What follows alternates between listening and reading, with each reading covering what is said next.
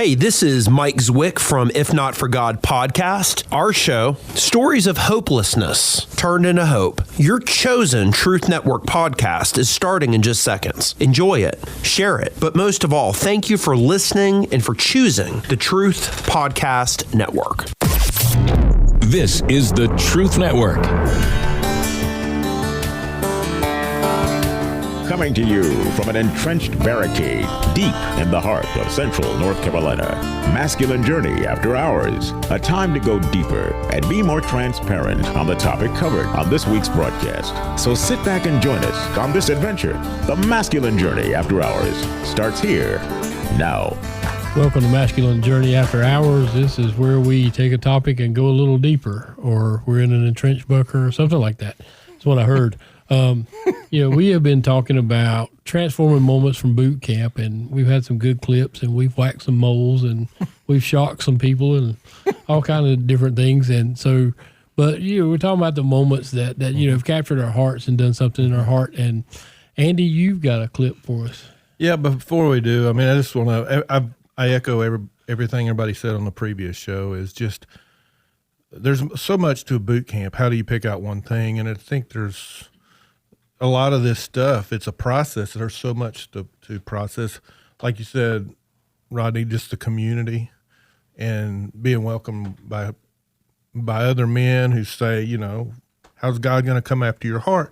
All those things set you up to be able to go through this process. And so I'm going to just have the clip played and then kind of explain a little bit more about it when we get back.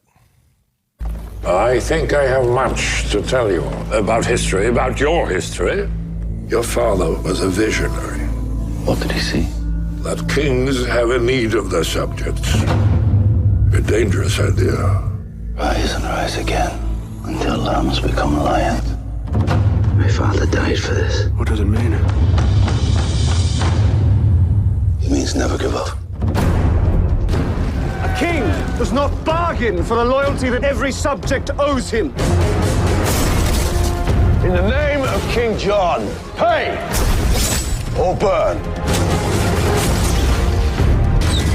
The laws of this land enslave people to its king. A king who offers nothing in return. Robin Longstride, also known as Robin of the Hood. For the crimes of incitement to cause unrest, I declare him to be an outlaw! Robin, your father was a great man. You are your father's son. Are you ready to be who you are? Yes. What we ask for Is liberty. liberty by law. Rise and rise again until lambs become lions.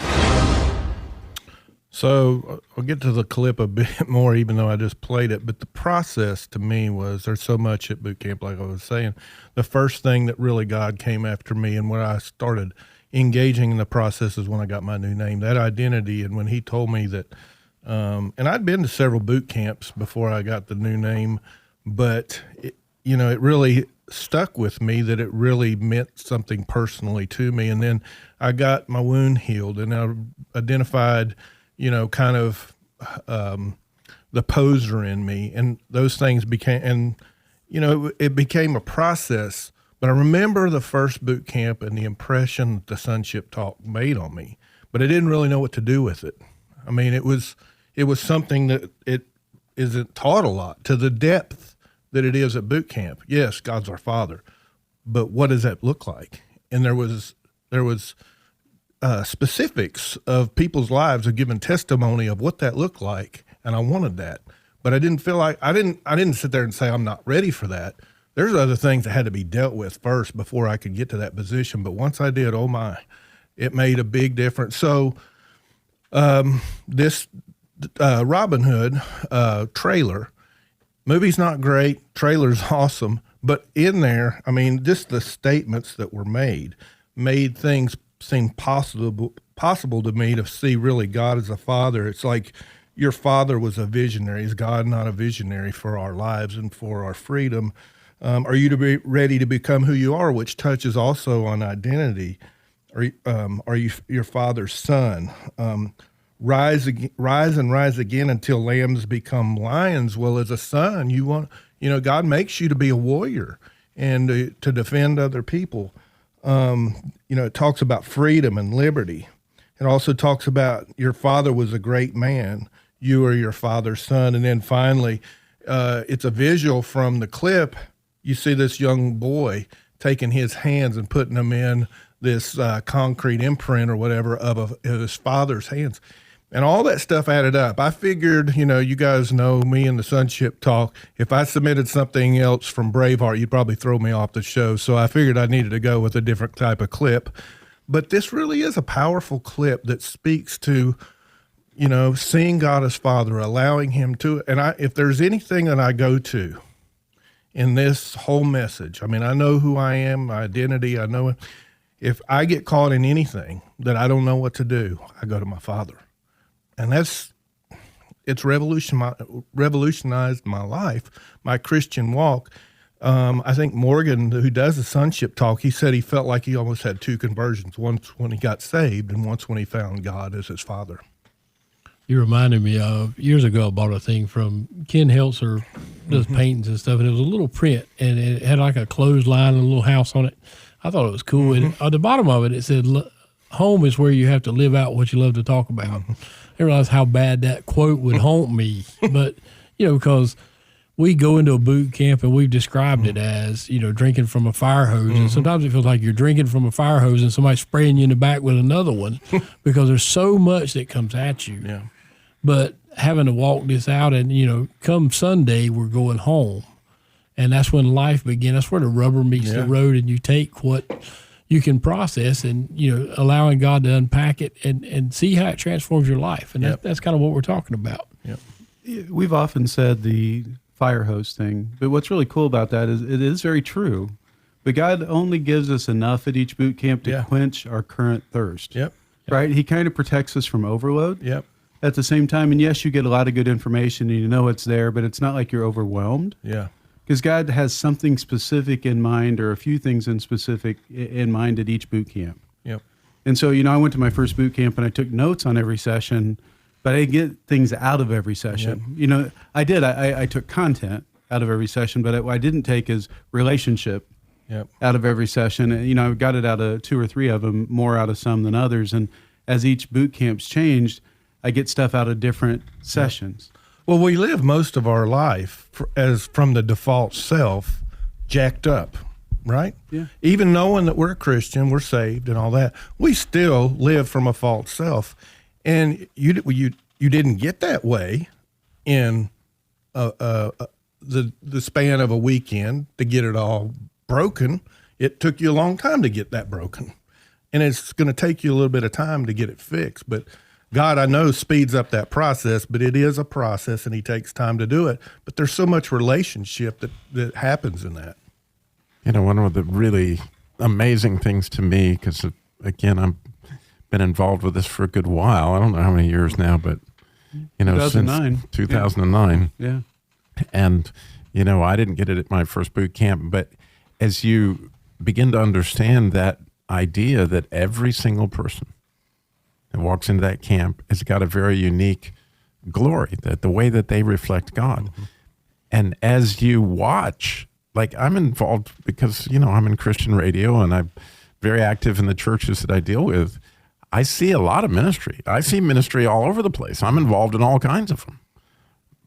But I don't ever get to see the transformational, life being lived out as men walked into their identity time after time. In other words, I saw most of you guys at your first boot camp, and I got to see what God did, not just with the young guys, but, in the case of Harold, I was there at Harold's first boot camp, I was there, at all those. And of course, Sam got to be there, he saw me coming in, but it's one of the most amazing things to watch what God does as a result of, what made your heart come alive, Sam. Because, as it made your heart come alive, it obviously made Darren's heart come alive, then became, something that made my heart come alive in such a huge way that we've had a chance to see the fruit, because if we talk about all the time, God makes the impact through the covenant of silences quite often, right? They hear from God for the first time, and oh my goodness, what? I can have a relationship with God, and then He does the work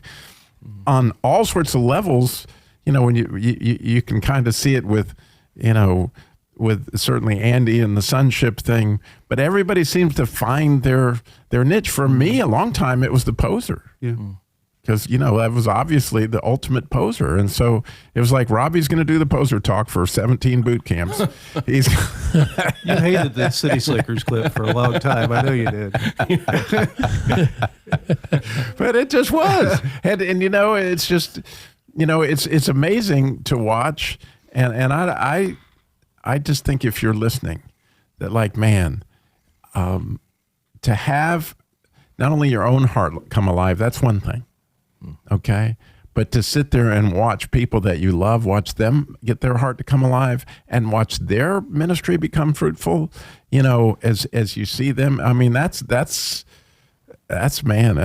beyond anything I can have out of my own life.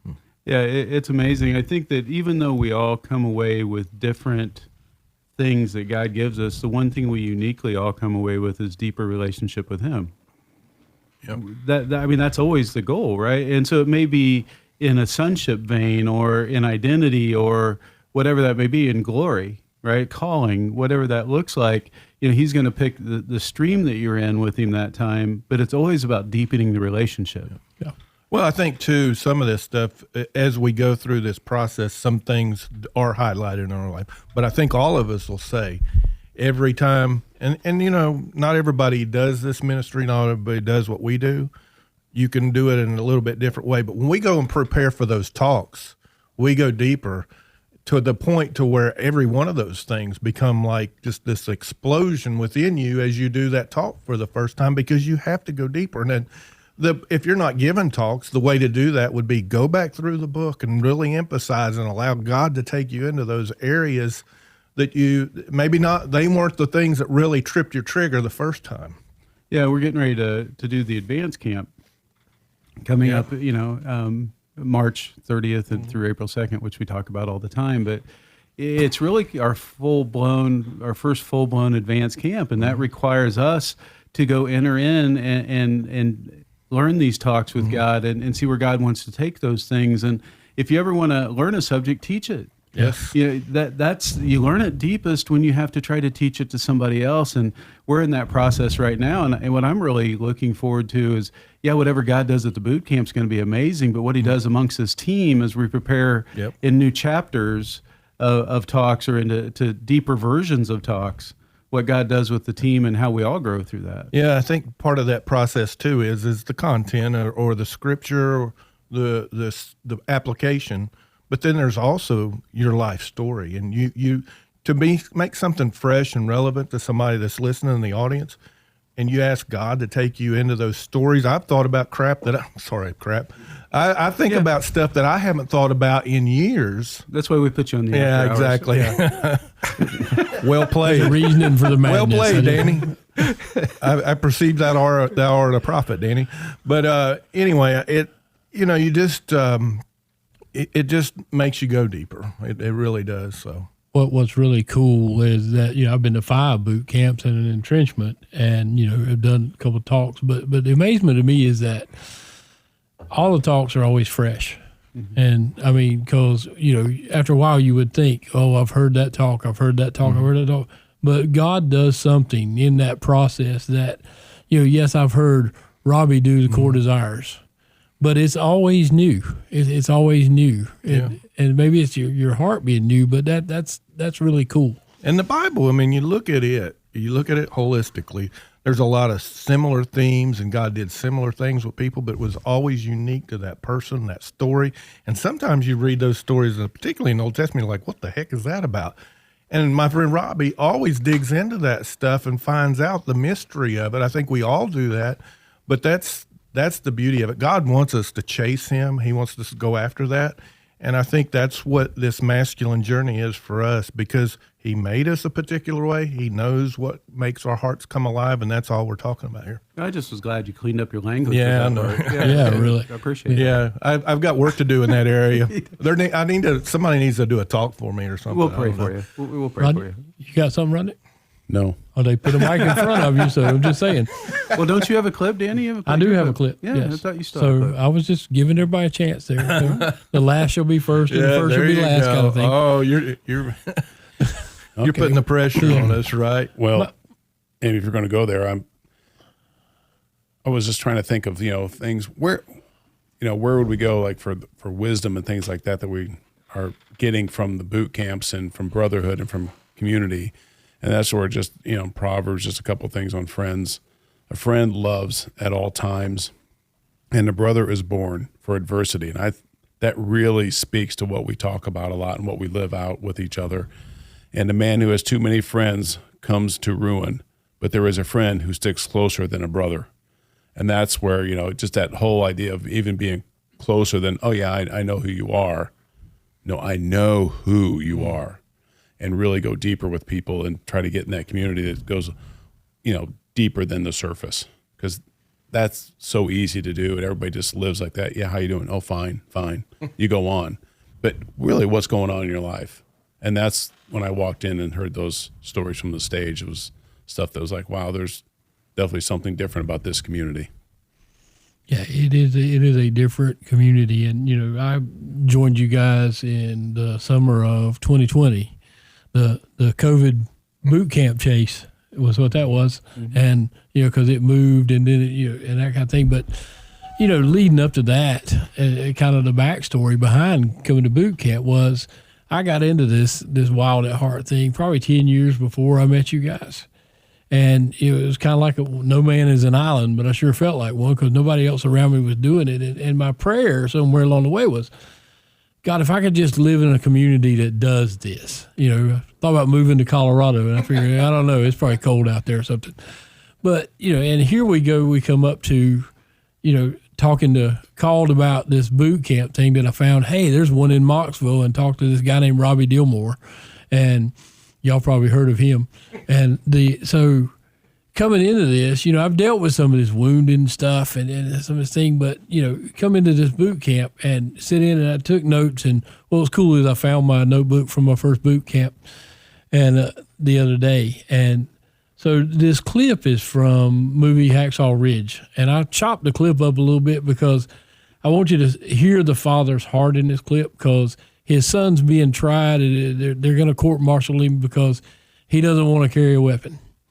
But, the father's working behind the scene. And after you play the clip, I'll talk about it and unpack it a little bit after the clip. You okay? Yes. Are they still deliberating? Yes, sir. Okay, now you go take this in there. I can't. Strictly military personnel. Well, then you get one of them to take it They in. ain't out to help. They're fixing to bury him. There is only one question that any military court need ask of the accused.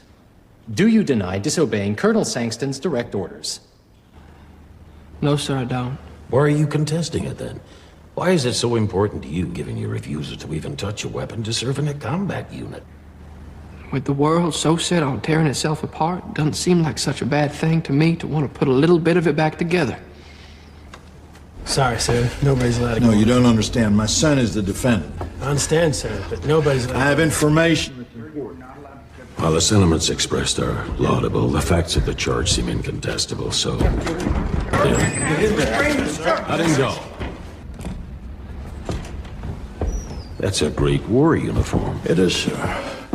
Sir, I need to show you this. With respect, sir, you are no longer a member of the military. You are unable to attend this hearing. I'm sorry. Is that truly the way it works, sir?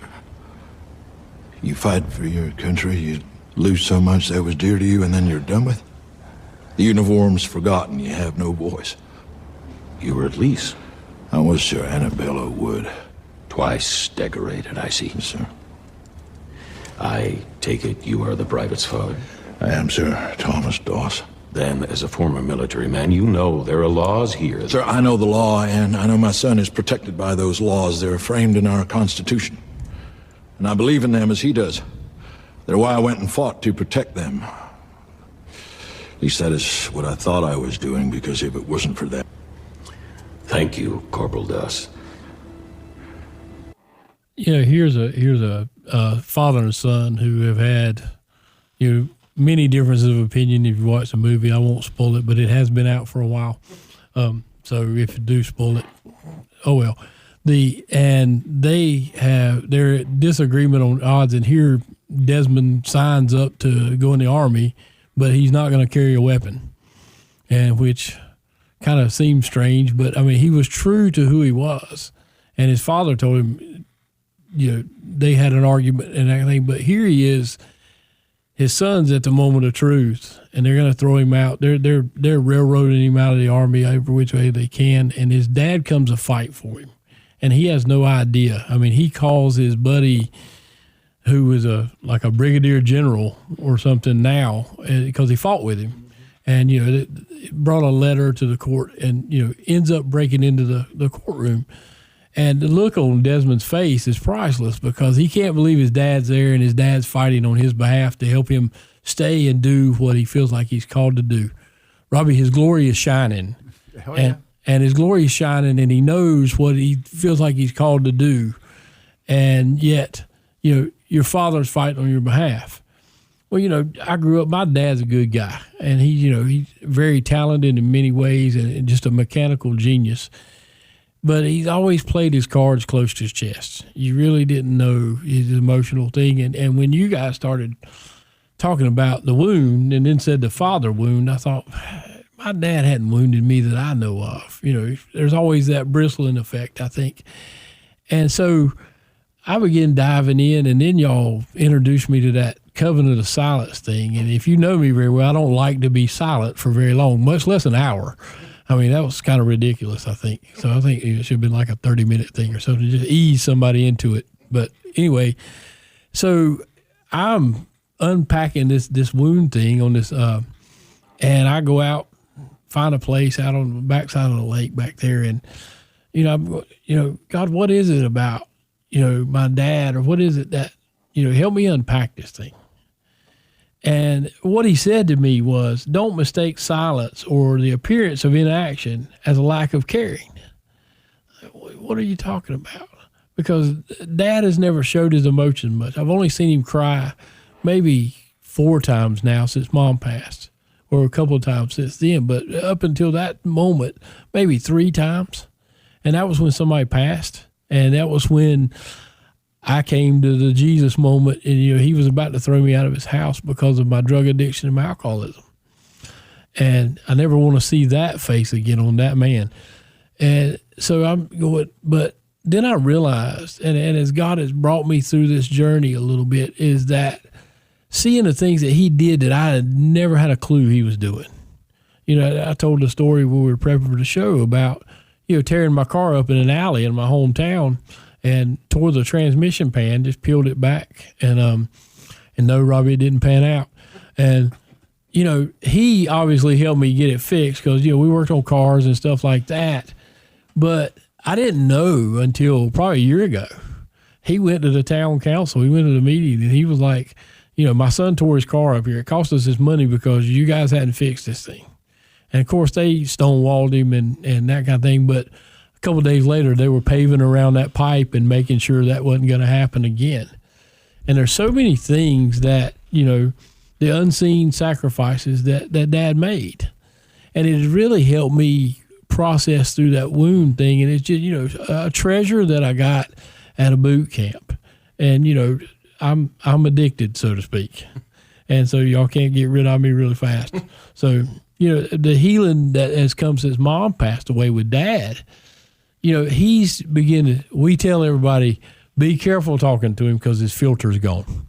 I think Mom kept him in check, but I mean, he will tell stories. He'll tell stuff Dad, I can't believe you're telling that at the dinner table. But but I've learned a lot about him and about their lives, and realizing how tough it was at times.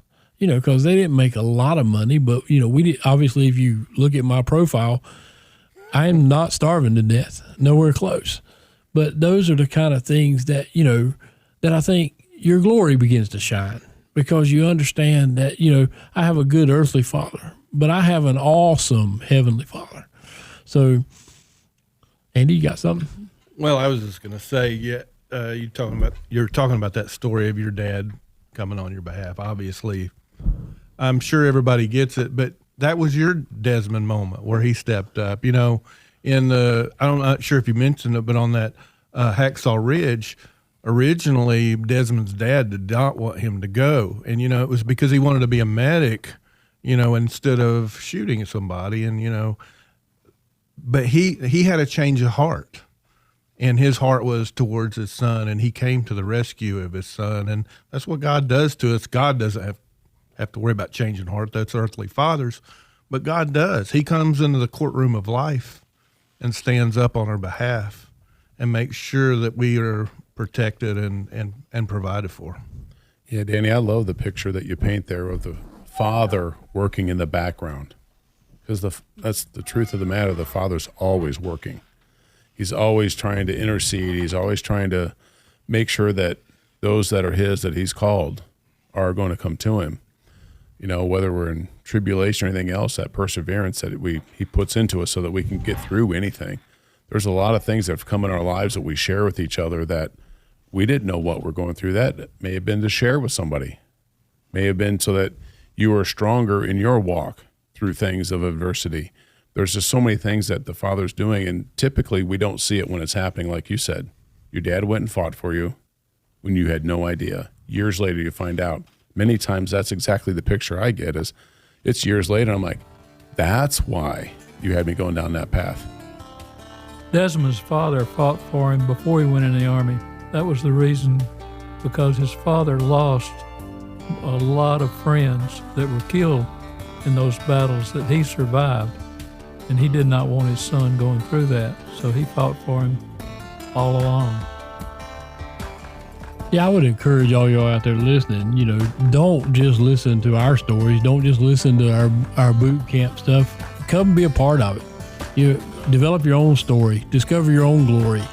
And, you can do that once again at our entrenchment, which is January 27th and 28th. This is the Truth Network.